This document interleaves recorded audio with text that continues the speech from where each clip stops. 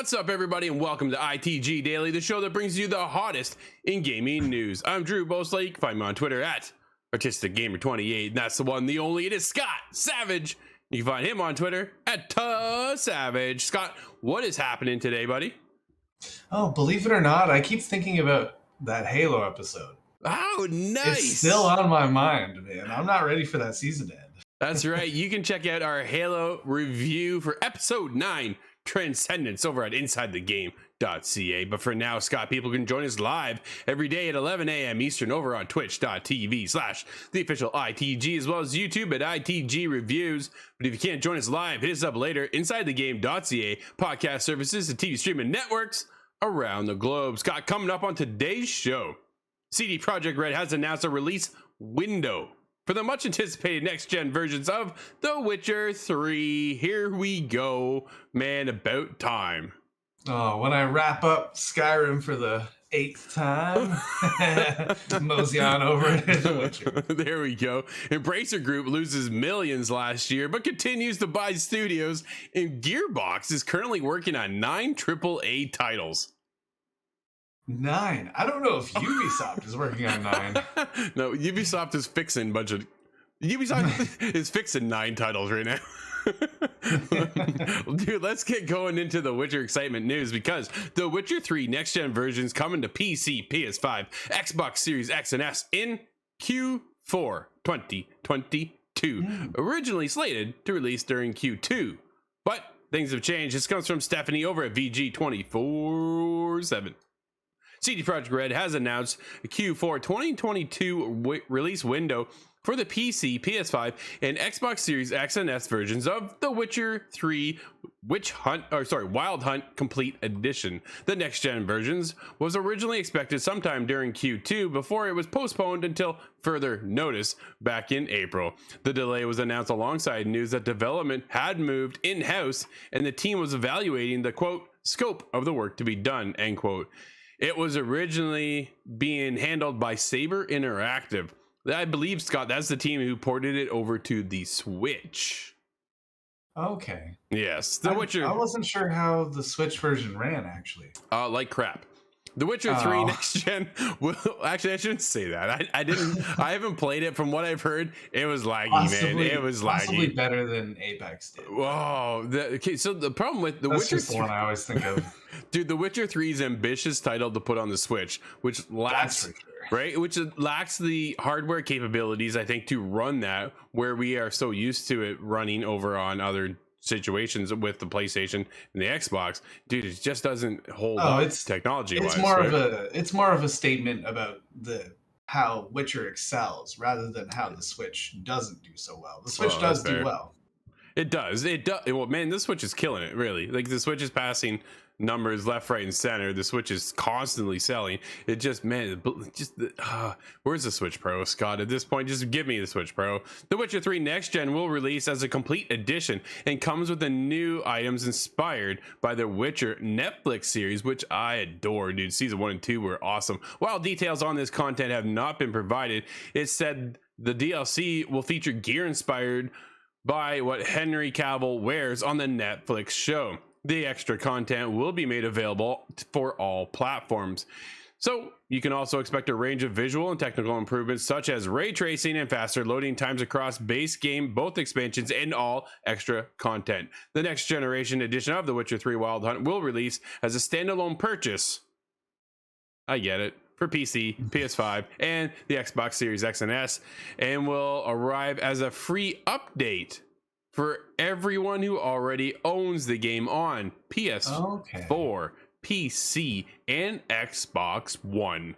Yo. Hey, have they found a way to circumnavigate the PlayStation ecosystem? No $10 upgrade. I don't, man, that's got to be an internal thing over at Projekt Red to be able to do that. And I think, honestly, the best way to get that mind share back, the goodwill of the fans for Projekt Red after Cyberpunk's fiasco, is to do a base game free upgrade, man, to get us, which, granted, I can see why they would charge as well, right? But if you, it's gonna be there as a standalone item, so if you don't have it already, the upgrade will cost you to get back into that game. But if you're a returning player, upgrades nothing. Like it's free, and this is what I've been waiting for, dude. I'm waiting for the next generation of The Witcher 3 to jump back in. That's what I said a long time ago. 25 hours in, I was like, I want to keep going, but I had to bounce on to other project. Maybe this will be my return, Scott. 24 or 25 hours in, you've barely scratched the surface from everything I know about this game. It's massive. Yeah, I'm still and it was lost in the quite woods. beautiful the first time around. Dude, it was gorgeous, right? Because it launched back on PS3, correct? Is that PS3? No, I think it was PS4. It was PS4, Xbox One. Okay, so that's where it was. But dude, it felt like back then we were in awe, right? Like I was just in awe how beautiful it looked then. I can only imagine now adding ray tracing and bringing it over to next gen consoles, where we're going to be at with this game. Dude, I'm so excited. This is the tipping point. Here's the problem, Scott. Here is my problem. Okay, I think this is a lot of gamers' problems, is these games just keep getting bigger and bigger, and now we're getting a return of an already large, massive game, right? Like you get into the world of Assassin's Creed, dude, I'm 80 hours and I'm still far from finished. Like there isn't a game these days I finish that isn't under 60 hours. You know what I mean? Yeah, there's a lot of, especially in those genres, there's a huge amount of just bigger and bigger games. I've started really going for that smaller single player experience. Yeah, I think that's something I was starved of in the last generation. Oh, which is fair, right? Everything moved to this open world experience, and then that just exploded, and then from there, I'm so worried. Even Splinter Cell is going to be open world. Why, dude? But I'm so excited. I'm really like, I can't wait to see what they're up to with Splinter Cell. That's another 5 years away, so I wouldn't hold your breath for a while yet. Do you think they're going to make Geralt look more like Henry Cavill from the show, or do you think Henry Cavill just looks the most like Geralt you ever could? They're almost the same people now. Almost, right? I think Henry does look like Geralt from the game itself already so well. So I think we're just gonna get. Go ahead. I think Geralt is Agent 47 because he does the perfect Superman, in my opinion, as well. I think it's just mostly cosmetics we're getting from the Netflix series. Have you seen both the seasons 1 and 2? No, I only saw season 1. Oh man, still have to. Yeah, I need to get Netflix back. Really the first step in the problem. I hear you. Speaking of problems, Scott, Embracer Group lost $431 million last year. What? Let's get into this one. This is Brendan Sinclair. Dude, that's a lot of money, isn't it? Yeah. Oh, it seems quite paradoxical considering they're buying up studios. Well, this is the weird part about it, right? This is Brendan Sinclair over at GamesIndustry.biz. Embracer Group today reported its financial results for its fourth quarter and the full fiscal year, showing that its string of high-profile acquisitions helped push net revenues higher, but yet did not have the same effect on the bottom line. For the quarter ended March 31st, Embracer reported net sales up $525 million, but a loss of $168 million compared to the previous fourth quarter profits of $16 million. The sales gains were driven by acquisitions like Gearbox, EasyBrain, and Asmodee, as Embracer reported organic growth of negative 34% for the quarter. It blamed the number on a tough comparison from the previous year when its Coffee Stain publishing division had a breakthrough hit with Scott, none other than Valheim. Dude, that was a fantastic game. Okay. Everybody jumped on it, right? That sold really big. So that makes a lot of sense. And it does. We are still shifting out of, well, I'm not sure what to call it, the 2 years of games. Yeah. That's putting it nicely. The 2-year game of pandemic time, I think, right? Is kind of where we're seeing that major shift kind of. You just reminded me there was a game called Pandemic that just exploded about that time, which is really morbid, but I have not played it myself. Yeah. Surprisingly. Revenues from Coffee Stain sank 78% year over year for the quarter, from $78.5 million to only $17.2. So that is a huge loss, right? That's the biggest thing. What a difference right there. While the scope of Valheim's success was unexpected, Embracer CEO Lars Wingfors believed the phenomenon is repeatable, saying, quote, "We hope and believe we have many more of those successes in the pipeline in the year to come, quote." Dude, that's this year he's stating, right? I'm really excited to see actually what they're doing now, because they just purchased some of, I think, one of our favorite studios in a while, like IDOS Montreal. Like, man, like there's there's so many things now. There's questioning as they continue to buy and keep growing. What are they going to do with some of these studios? And Embracer expects to post substantial organic growth this year. Quote, the first major AAA release, which is expected to change the pace of organic growth, is a much anticipated reboot of Saints Row, scheduled for release on August 23rd, Wingforce said. Quote, across 20 publishers, we have a vast and diversified pipeline of upcoming premium PC and console games with 223 games, Scott. 223 games be released in the coming years, including more than 25 AAA games until year 25-26. Woo. I'm not sure I can even think of 223 games without looking at my achievement list. Yeah, and just keep going, Scott. They're not done with purchasing studios yet. They still have room to grow, they said. Holy. Well, there's nothing wrong with ambition. That's for sure. No, that's for sure. Absolutely. So it's major losses, absolutely, with Embracer Group right now. However, looking on the bright side of things, right? They're buying up cool studios. They're lining themselves up, I think, for success down the long run. Right now, they're taking a loss up front, but it comes at a significant loss. I know that is significant for a lot of us.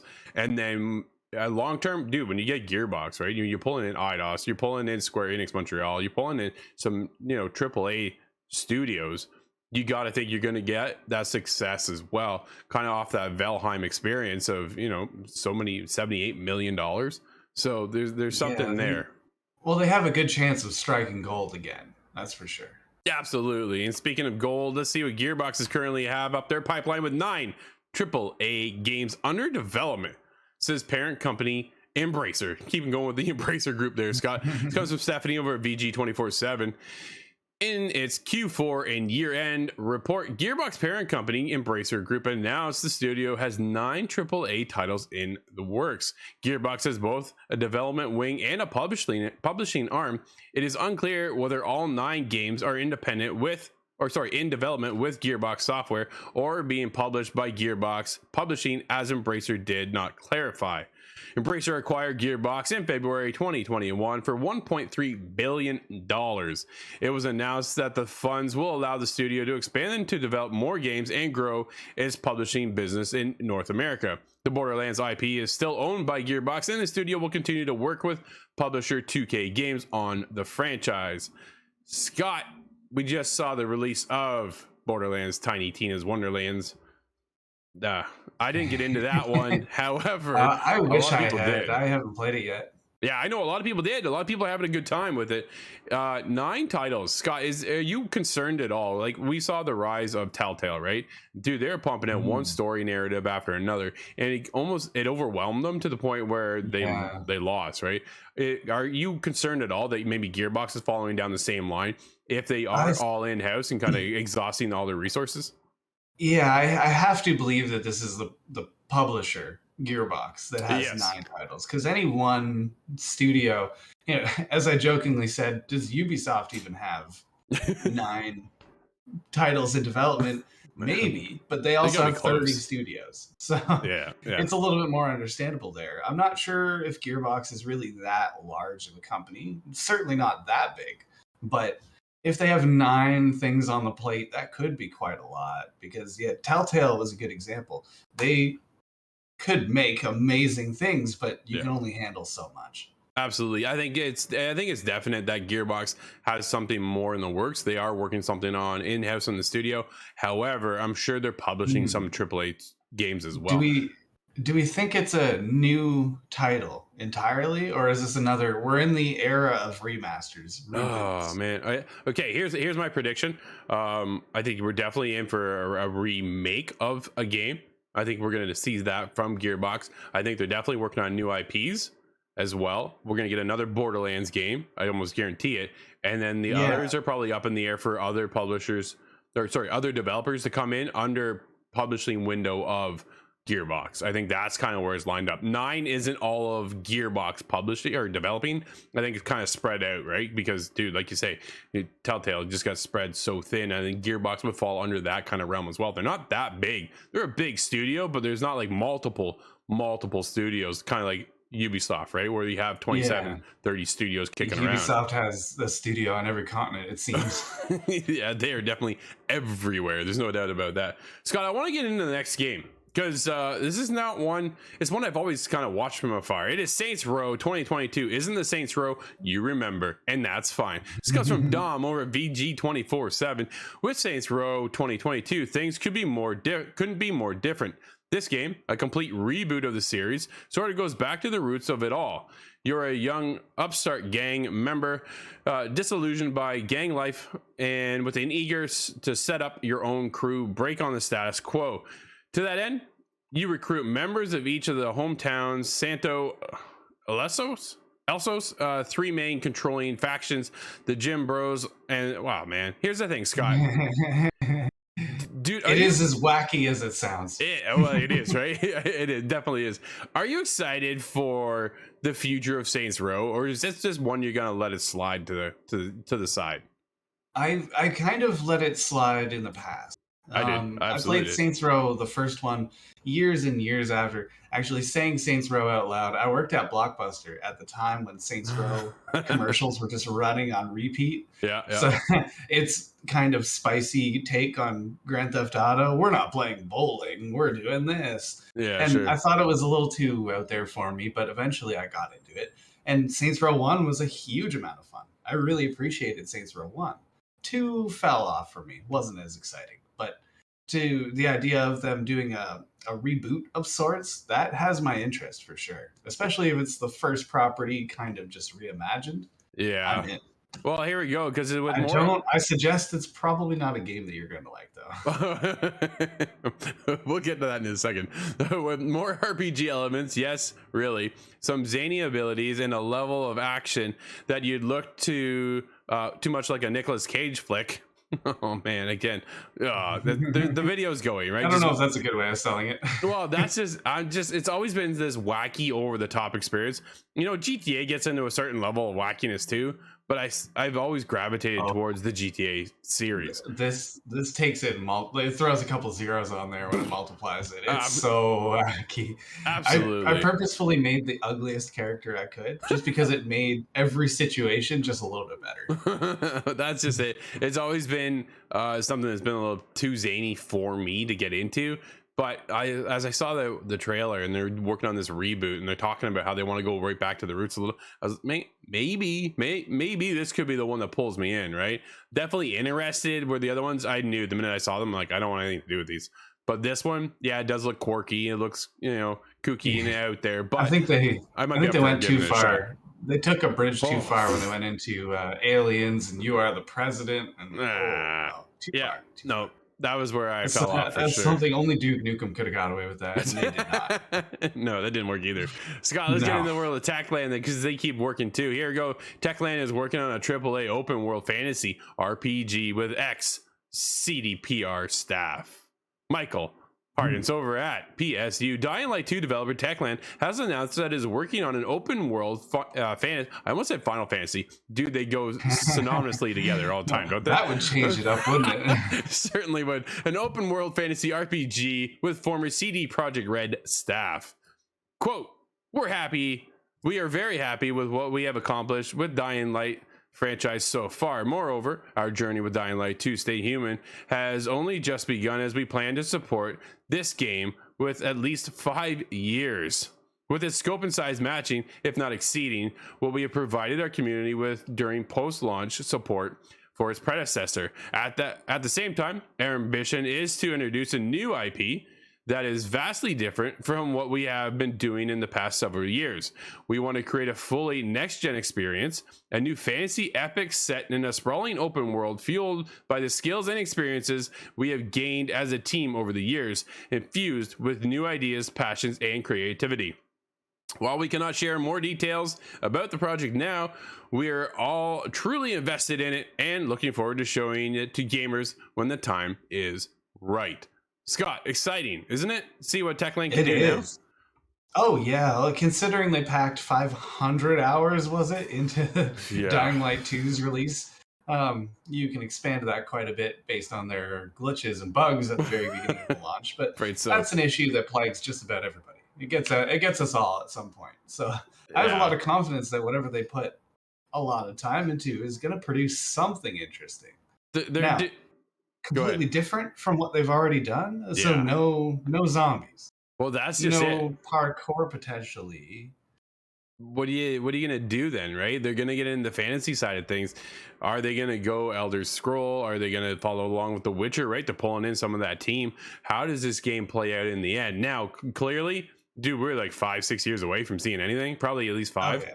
So it's years down the road. Yeah, but it is exciting to see them branch out in a new direction, get away from that zombie thing that they've done for the last decade kind of thing. But Scott, we do have do it really well. Well, they do, right? That's the thing. It's hard to let go of something that works.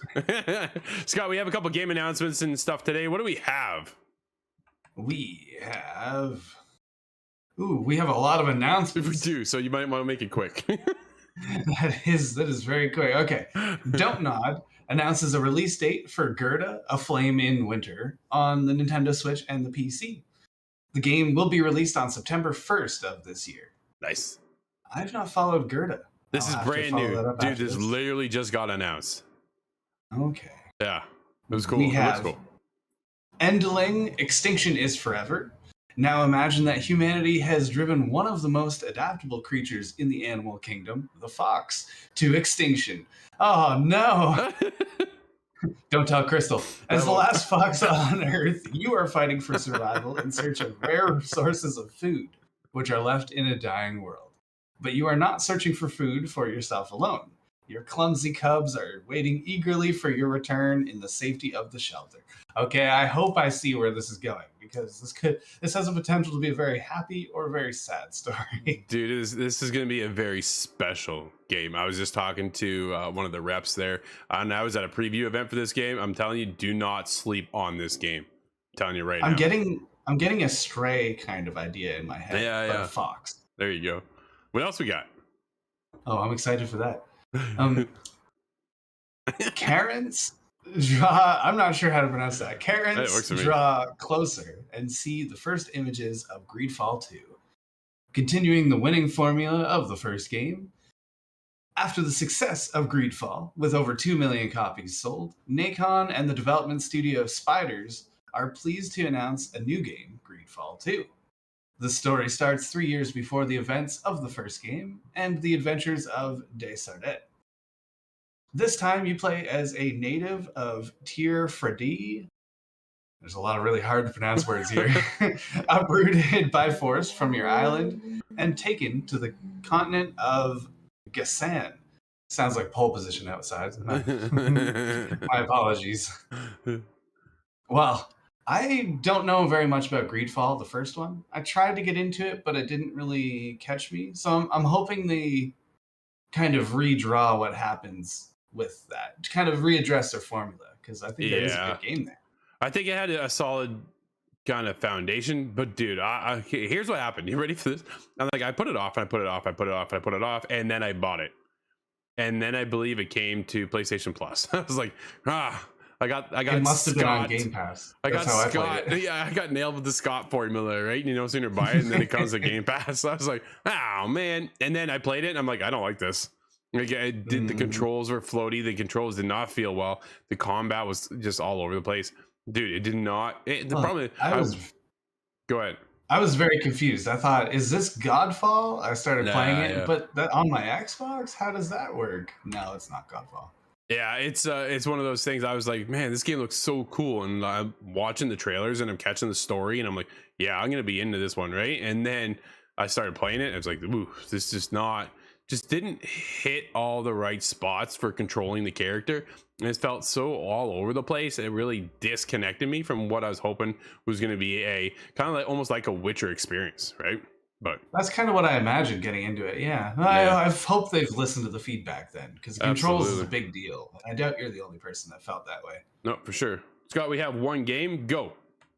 We have Dahlman on PlayStation 4, 5, Xbox One, XS, and PC.